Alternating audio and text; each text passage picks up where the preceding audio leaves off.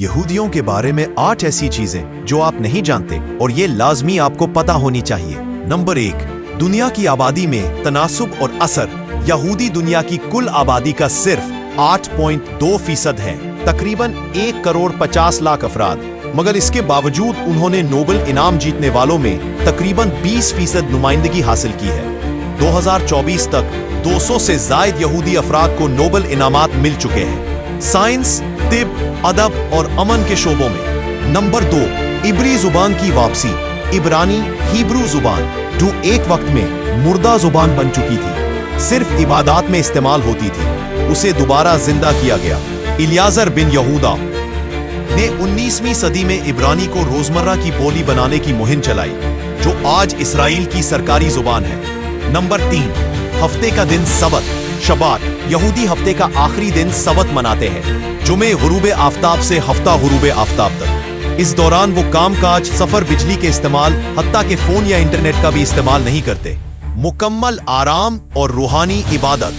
Number 4، خوراک کے اصول۔ کشروت میں کھانے پینے کے لیے بہت سخت اصول ہیں جنہیں کشروت کہتے ہیں۔ مثلاً گوشت اور دودھ کو ایک ساتھ نہیں کھایا جا سکتا، صرف خاص جانوروں کا گوشت حلال ہے، جیسے گائے یا ہرن، مگر سور بالکل ممنوع ہے شریعت کے مطابق، جسے شکیتا کہتے ہیں۔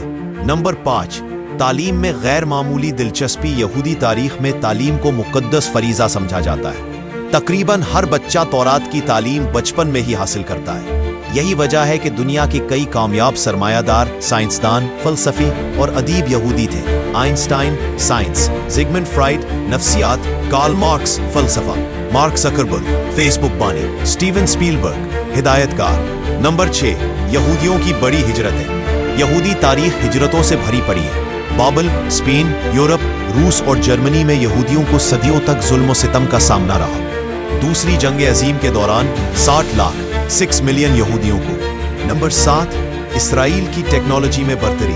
اسرائیل، جو دنیا کی واحد یہودی ریاست ہے، کو سٹارٹ اپ نیشن کہا جاتا ہے کیونکہ یہاں فی کا سب سے زیادہ سٹارٹ اپ کمپنیاں ہیں۔ بہت سی عالمی ٹیکنالوجیز اسرائیل میں ایجاد ہوئی۔ USB flash drive, wireless phone chip, water recycling technologies. یہودیت میں بھی مسیحا کا تصور موجود ہے، مگر وہ اسے ابھی تک آنے والا نجات دہندہ مانتے ہیں۔ وہ حضرت عیسیٰ علیہ السلام کو مسیح یا خدا کا بیٹا نہیں مانتے، اسی لیے عیسائیت سے بنیادی اختلاف یہی ہے۔ قرآن مجید میں بنی اسرائیل پر کئی مقامات پر تنقید کی گئی ہے، خاص طور پر ان کی نافرمانی، انبیاء کی مخالفت اور تورات کی تحریف پر، مگر ساتھ ہی قرآن میں یہ بھی کہا گیا ہے کہ اہل کتاب میں کچھ ایسے بھی ہے جو حق پر قائم ہے۔ سورہ آل عمران 101۔